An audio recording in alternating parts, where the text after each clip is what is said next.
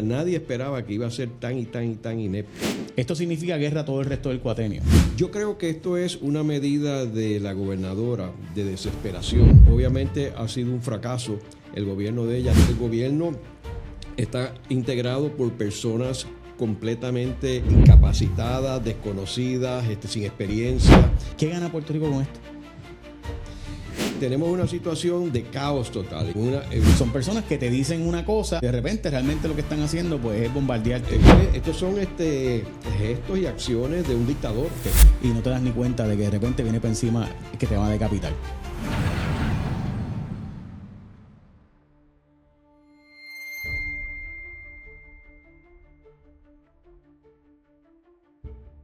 La gobernadora declara la guerra a Tomás Rivera Chatz al nombrar a esta persona, al igual que lo mismo con Francisco Domenech. O sea, esta es la persona que tuvo una guerra con Tomás Rivera Chatz por la presidencia del Senado en el 2008, que ella trató de ser la presidenta del Senado porque fue la que más votos sacó en el Senado en el 2008.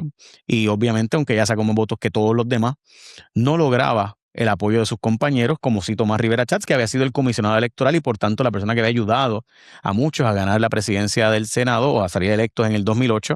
Venía una ola brutal del PNP con Luis Fortuño en ese momento, así que Rivera Chatz se convierte en el presidente del Senado y Fortuño se encarga de básicamente asegurarse de que fuera Jennifer González la presidencia de la Cámara para tener a alguien que respondiera a él en la legislatura, porque obviamente Rivera Chatz estaba en la estructura de Pedro Rosselló en aquel momento. Recuerden que hubo aquella famosa primaria del 2007 donde Pedro Rosselló pues pierde supuestamente porque el Partido Popular brincó a votar por Fortuño, supuestamente. Cuento largo corto, gana Luis Fortuño la gobernación, pero ve un adversario interno en Tomás Rivera Chatz, quien después de eso pierde la mayoría en Senado y Cámara del PNP y gana el Partido Popular con Alejandro García Padilla, pero regresa Ricardo Rosselló y Ricardo Rosselló trató de nuevamente con Norma Burgos, pero a través ahora de un alcalde de... ¿Con qué pueblo era? Dios mío, Yauco. Del pueblo de Yauco, en Abel Nazario, Ricardo Rosselló intenta que Abel Nazario sea el que reclute a gran parte de los candidatos al Senado para poder hacerle una plancha en contra de la plancha de Tomás Rivera Chatz. Además está decir que solo uno de los candidatos de Abel Nazario ganó junto con él, o sea que ganaron 2 votos. En ese momento Norma Burgos vuelve a salir con los más votos del PNP, pero ya ella se va para Caguas y corre para la alcaldía porque vio que no tenía posibilidades ya de ser candidata a presidir el Senado, porque básicamente en múltiples ocasiones era más votos que sacaba, pero no lograba una posición de liderato en el Senado, porque simplemente pues ella dicen que jugaba para ella, no jugaba para el equipo o no jugaba para montar una estructura. Quienes no saben cómo se logra presidir el Senado y la Cámara es básicamente que tú ayudas a los de distrito, le pagas la campaña, le montas los grupos, le montas el bulto, le montas el corillo, le ayudas a montar, ¿verdad?, las caravanas con un montón de gente y básicamente así es como tú logras que más allá de tú ganar por acumulación, que sabe que Rivera Chatz va a ganar por acumulación, y lo mismo Norma Burgos, pues tienes que lograr que los de distrito, en los 8 distritos, ganen, y esos distritos luego votan por ti para presidente del Senado. Pues para tú lograr eso, tienes que hacerle campaña a otra gente. Entonces Norma Burgos jugaba por una campaña para ella, y ella ganaba cómodamente por mucho, pero no lograba que otra gente del partido fuera leal a ella o a su estructura, y por tanto, pues nunca logró ser presidente o tener una posición siquiera de liderato en el Senado. Así que se termina corriendo para Caguas, todo el mundo sabe que corrió y trató de montar una marina en Caguas que no funcionó y pues perdió. Y entonces lo mismo ocurre posteriormente con Abel Nazario. Abel Nazario monta una estructura en el municipio de Yauco tratando de, al montar una estructura política en el municipio de Yauco, pues usted sabe lo que pasó, terminó preso porque montó una estructura que le daba trabajo a un montón de gente, un montón de empleo, después no tenían que pagar, ni siquiera el seguro social. Y pues eso provocó que terminara, porque literalmente para la gente que no sabe, Abel Nazario termina preso porque empezó a darle trabajo a un montón de gente para que trabajaran en el municipio de Yauco, entre comillas. Realmente algunos de ellos no trabajaban, otros no cobraban, otros trabajaban pero nunca se les pagaba y se le hicieron un montón de retenciones y todos, ¿verdad?, cooperaron con los federales y terminó preso por eso, básicamente es que termina. Y todo eso fue un esfuerzo de Ricardo Rosselló de conseguir la presidencia del Senado para competir con Tomás Rivera Chatz. No lo logró. Termina Ricardo Rosselló endosando a Rivera Chatz para ser presidente del Senado otra vez porque no le quedaba de otra y vuelve a pasar lo mismo. Rivera Chatz se convierte entonces en un detractor al punto que logra que en la Cámara de Representantes el grupo de Gabriel Rodríguez Aguiló se le vira en contra al grupo de Quiquito Meléndez, y entonces Ricardo Rosselló se queda sin Cámara y sin Senado, contrario a Fortuño, que tenía a Jennifer González en la Cámara leal a él. En el caso de Ricardo Rosselló tenía dos bandos en contra, uno leal a Jennifer González, que era el bando de Johnny Méndez, y otro legal a Tomás Rivera Chatz, que era el bando de Gabriel Rodríguez Aguiló. Y esos dos se convoyaron para evitar que Quiquito Meléndez se convirtiera en presidente de la Cámara, lo cual eventualmente le costó caro a Ricardo Rosselló. Sabemos que fue residenciado, ¿verdad? Y posteriormente, en el Senado compartido del Partido Popular y el PNP, se sabe que gran parte de las estructuras realmente respondían a Tomás Rivera Chatz con el gobernador Pedro Pierluisi. Y lo mismo ocurre cuando Wanda Vázquez se queda como gobernadora, donde Rivera Chatz primero peleó con ella y después de eso se alió con ella y montó estructuras con ella, básicamente para eventualmente, ¿verdad?, perder la primaria con Pedro Pierluisi, porque las lealtades de Pedro Pierluisi caducan, ¿verdad? Decía Tomás Rivera Chatz, porque las lealtades caducan. Cuento largo corto, empieza la gobernación de Jennifer González y lo mismo ocurre. Y ahora rescata a Norma Burgos, la primera detractora de Tomás Rivera Chatz, de quien Tomás Rivera Chatz había dicho que debería salir de ser comisionada electoral del PNP cuando estaba Ricardo Rosselló de gobernador. Esto significa guerra todo el resto del cuatenio. Collado Schwartz, ¿qué gana Puerto Rico con esto? Pues yo te diría que no gana nada. Para empezar, yo creo que esto es una medida de la gobernadora de desesperación, primero, que obviamente ha sido un fracaso el gobierno de ella. Nadie esperaba que iba a ser tan y tan y tan inepto. Yo creo que hasta las personas que la veían bien negativa no pensaba que iba a tocar fondo. Y en parte porque el gobierno está integrado por personas completamente incapacitadas, desconocidas, sin experiencia. Yo no creo que ha habido una reunión de gabinete formal como se hacían antes en otros gobiernos. Así que tenemos una situación de caos total y en un escenario Puerto Rico con una junta fiscal, con una economía totalmente colapsada, con unas situaciones de infraestructura gigantesco como el agua y la luz. Y en ese escenario, pues ella ante el problema de Domenech, que tiene que salir de la Secretaría de Gobernación, trae del exilio, o estaba fuera de Puerto Rico, a una persona retirada, septuagenaria, a rescatar a Puerto Rico. Eso es uno. Y lo segundo es que esto demuestra que ella tiene intenciones de correr para la gobernación nuevamente. Es obvio porque si no, no hace esta movida. Y lo de Rivera Chatz es obvio también, la pelea con Rivera Chatz, etcétera. Ahora, yo creo que en términos de qué representa Norma Burgos, pues primero yo creo que hay algo positivo, que es alguien con canas, alguien con experiencia, alguien que sabe lo que es un gobierno, alguien que lo que sabe es unas reuniones de gabinete, lo que es un presupuesto. Yo creo que en el gobierno no hay nadie que sepa esto. O sea, que es una cosa increíble. Y Norma Burgos sí sabe eso porque estuvo en el gobierno. Ahora, yo creo que hay dos problemas grandes. Uno, que tenemos que recordar que ella fue la secretaria de Estado en los últimos 4 años de Pedro Rosselló. Y que ese gobierno fue, hasta ese día, el gobierno más corrupto en la historia de Puerto Rico.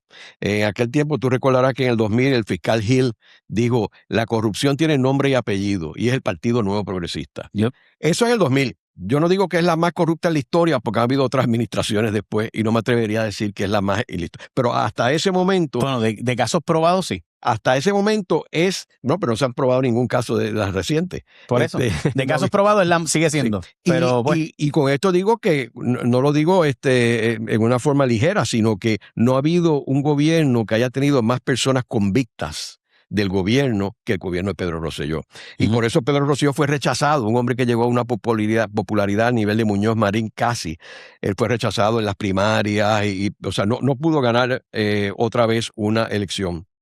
Y vemos entonces que la situación de la corrupción y Norma Burgos, pues yo no digo que ella fuera convicta ni acusada ni nada, pero ella era parte de ese gobierno. Así que cómo ella va a manejar el elemento de la corrupción es una gran pregunta, porque ella estuvo allí en ese gobierno.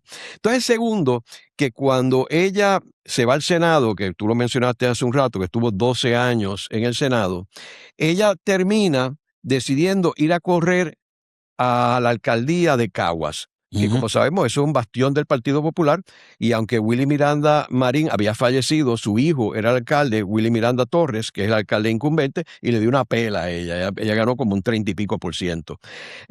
Pero ¿qué sucede? Y esto me parece bien interesante. Ella pierde esas elecciones en el 2012, igual que Fortuño, que pierde esas elecciones en el 2012. Y Fortuño, habiendo perdido las elecciones, la nombra a ella a la Junta de la Autoridad de Energía Eléctrica. ¿Okay? Me acuerdo. Y a mí me parece eso, y que fue bien controversial, porque yo creo que ese nombramiento en realidad se oficializó la politización de la Autoridad de Energía Eléctrica. Porque eso eran sus días de la Autoridad de Fuentes Fluviales, la joya de la corona. Esto es de Luchetti, siempre se trataba de que fueran profesionales y era la joya de la corona. Y este proceso de politización que llevó al presente comenzó con ese nombramiento tan y tan controversial como el de Norma Burgos a Energía Eléctrica. Y entonces el Senado de Rivera Schatz la confirma. Todo esto habiendo perdido las elecciones, que es obvio que es un nombramiento político, porque no es que tú quieres eso para tu gobierno, ya había ganado Alejandro García Padilla. Así que tú nombras y el Senado la confirma. Vale la pena, yo creo que el periodismo investigativo, cotejar las actas de esa Junta de Energía Eléctrica. ¿Cuál era la posición de Norma Burgos cuando estaba en la Junta? ¿Cuál fue las votaciones de ella como miembro de la Autoridad de Energía Eléctrica? Porque ella ahora como secretaria de la Gobernación tiene que ver con Luma y tiene que ver con todo esto. Hay que ver cuál es la posición de ella y si conflige con la posición de la gobernadora actual. Yo creo que eso es algo que amerita investigarse. Pero en realidad, y como sabemos, este nombramiento no va a aprobación del Senado, o sea que esto lo nombró la gobernadora y es ya un hecho.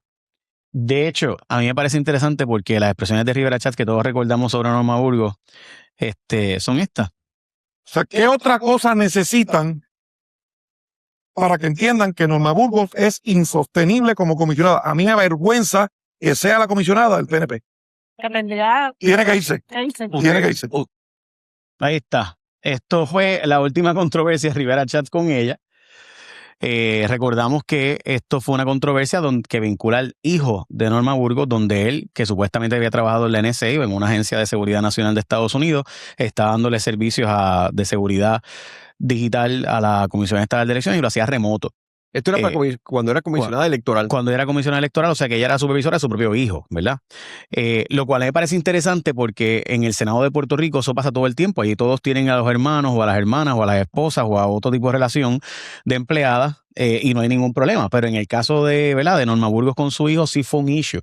Aparenta ser que él estaba desde antes de jefe de digital y en aquellos tiempos no era muy común o normal trabajar remoto. Hoy día quizás la gente no lo vería como algo tan malo el que alguien trabaje remoto bregando como Haití. Yo, de hecho, mi equipo de Haití no trabaja aquí. Nunca. Vienen aquí nunca. Así que quizás, ¿verdad? IT, para los que no saben, ¿verdad? El asunto técnico, ¿no? Los técnicos, hoy día es bastante común que tú tengas un técnico que no va al lugar porque tiene múltiples clientes, porque tú no todos los días tienes una necesidad de alguien trabajando de asuntos técnicos. Así que lo que tú haces es que pagas un igual a alguien casi siempre y esa persona pues trabaja en los asuntos técnicos. En el caso de la Comisión Estatal de Elecciones, en aquel momento fue toda una controversia que el hijo Norma Burgos supuestamente que había cobrado 3 semanas sin trabajar y lo que ella planteaba es que él había trabajado remoto.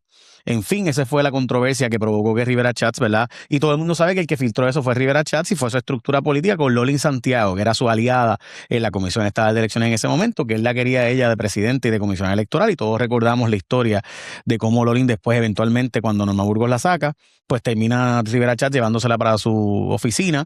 Y entonces, pues, nada, de nuevo, otra guerra de Rivera Schatz con el gobernador de turno, que Ricardo Rosselló tenía a Norma Burgos como su persona de confianza en la Comisión Estatal de Elecciones y Norma Burgos se atrevió a enfrentarlo, de hecho. Jay, hay otro elemento. Hay que ver también qué relación va a tener Norma Burgos con Domenech. Porque si bien Domenech no ocupa esa posición, está tras bastidores y es director de campaña de Jennifer. Y tiene el acceso a ella que Norma Burgos no tiene desde que estaba en Washington. Y yo veo esto también como que Jennifer viene y trae ahora a su guerrero, que usando las guerras griegas que usa tanto Rivera Schatz para comparar la situación, aquí está trayendo un guerrero que sí tiene experiencia del Senado. O sea, este no es Domenech que en realidad es un rookie para pelear con Rivera Schatz. Trae a alguien que estuvo 12 años en el Senado, que sabe la cuestión política y se lo lo tira a guerrear con Rivera Schatz. Hay que ver qué va a pasar ahí también. Yo tengo también la impresión de que me parece que la gobernadora está anunciando que va a correr como tú mencionas, pero además de eso, de que ella está buscando lo que sea para poder descarrilar a Tomás Rivera Schatz. Y digo esto porque todo el mundo sabe que Norma Burgos, al igual que Francisco Domenech, ha estado buscando tierra para ver de dónde pueden escarbar y conseguir que salgan escándalos de Tomás Rivera Schatz. Hasta ahora, si algo ha logrado Rivera Schatz ha sido que todo su equipo es bien leal. Y nunca ha habido un escándalo per se. En el libro de la Junta de Supervisión Fiscal, Skill menciona a Rivera Schatz como una figura que pues tiene como que propiedades extrañas y está dispuesto a llevarse enredado lo que sea con tal de empujar lo que él quiera hacer. ¿Verdad? Básicamente eso es lo que, según Oscar Serrano, dice Skill. Yo estoy esperando que salga el libro a ver qué más dice. Pero me parece interesante porque estamos hablando de una persona que logra de alguna forma algo que yo creo que es bien, que es una sagacidad muy particular.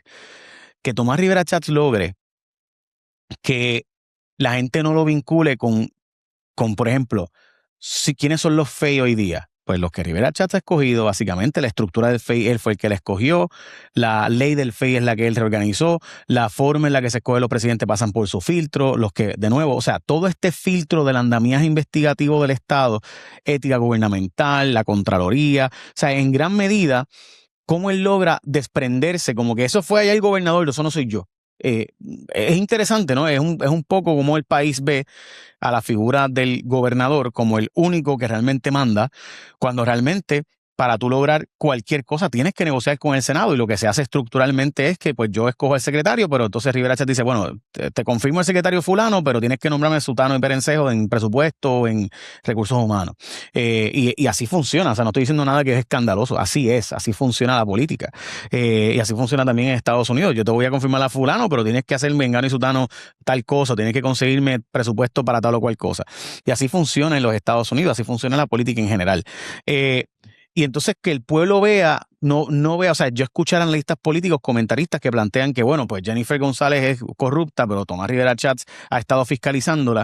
A mí me parece fascinante ver cómo la gente puede distinguir el uno del otro, mientras que realmente hasta el día de hoy habían sido la misma cosa hasta que ella se convirtió en gobernadora, pero mientras tanto, él pidió un voto por ella por él, todo estaba chilling.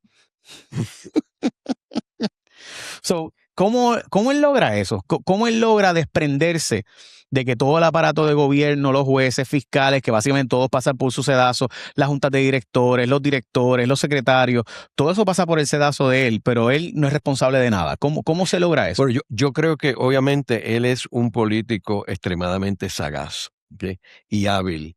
Él tiene esto como un juego de ajedrez y tú sabes que en la política es el arte de lo posible. Así que él juega todas estas fichas, yo creo que maravillosamente, y ha logrado, como tú apuntas, de que él no es señalado, aunque todo el mundo sabe de los caballos de carrera, todo el mundo sabe de los y él ha hecho, de hecho, hay un video que yo vi que con los carros antiguos, o sea, él mismo, esto no es un secreto, él mismo ha hablado de su colección de arte de carros antiguos.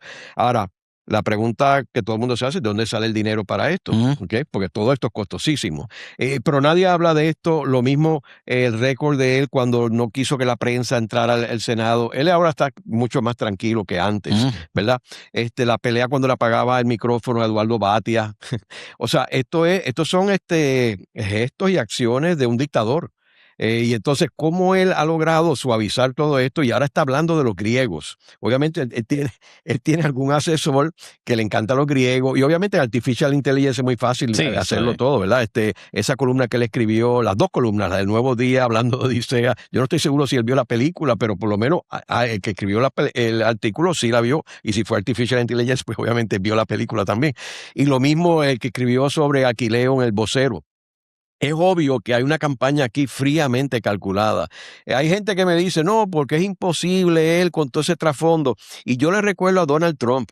Donald Trump en el 2015. Yo recuerdo haber visto el debate de él con los republicanos, con Jeb Bush, que era imposible derrotarlo porque era el gobernador de Florida, su hermano y su papá habían sido presidentes de Estados Unidos. Era imposible, y en ese estado republicano, era imposible derrotarlo. Y él uno tras otro, tras Marco Rubio, a todos ellos se los limpió. Y después la gente decía, no, pero no va a ganar las elecciones contra Hillary. Y obviamente él perdió el voto popular, pero se convirtió en presidente. Y era imposible salir electo y salió electo. Así que a mí que me digan que Rivera Schatz es imposible que salga gobernador, yo no lo descartaría. Yo creo que puede ganar las primarias y podría derrotar a Pablo Hernández Rivera. No es imposible. Sí, yo lo veo como que al revés. Es muy posible porque si algo está ahora mismo en la oposición es debilitada y dividida.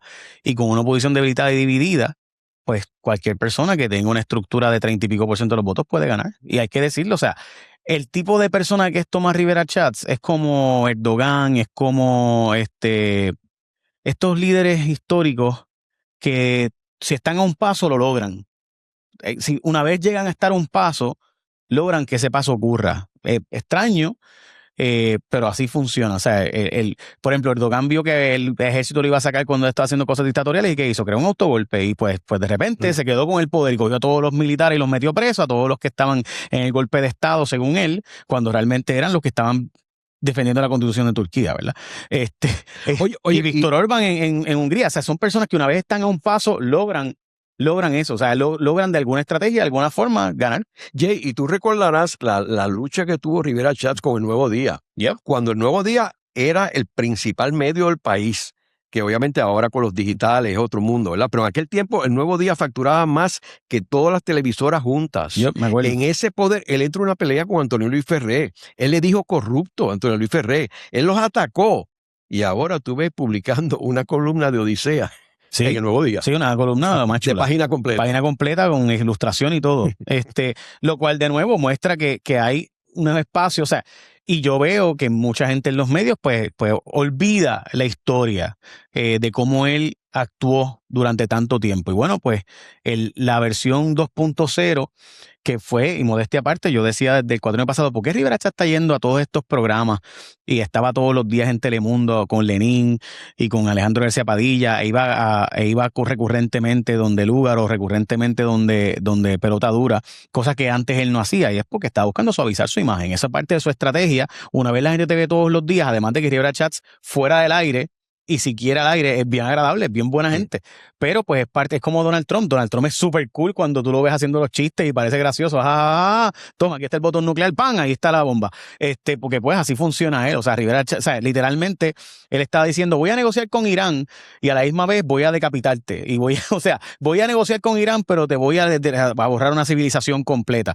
Wow, pero ¿cómo funciona eso? O sea, pues así es. O sea, literalmente son personas que te dicen una cosa y aparentan ser de lo más chévere y aparecen a ser hasta graciosos y de repente realmente lo que están haciendo pues es bombardearte y no te das ni cuenta de que de repente viene para encima que te va a decapitar. Jay, este ejemplo que yo uso de Donald Trump, yo creo que es bien interesante porque yo sé que en el Partido Popular hablan de las encuestas y que las encuestas dicen que Pablo José le gana fácilmente a Rivera Schatz en las encuestas, pero todas las encuestas reflejaban que Donald Trump perdía las elecciones, perdía las primarias, etcétera, porque hay una dinámica de estos líderes políticos que Rivera Schatz tiene muchas cosas parecidas a Donald Trump que son únicas y que cambian, y la política es algo que cambia muchísimo. Las encuestas es solamente una señal de cómo está la situación política en un momento dado, pero no es lo que va a pasar el día de las elecciones. Hay un trecho larguísimo entre el momento que tú haces una encuesta y el día de las elecciones. De acuerdo. Y hay que decirlo, ese tipo de estructura política, una vez tiene un paso, sea robándosela, sea con estrategias brutales, sea con movilización, logran ganar. Cuando están a un paso, siempre lo logran. Regresamos, esto es WKQ 580.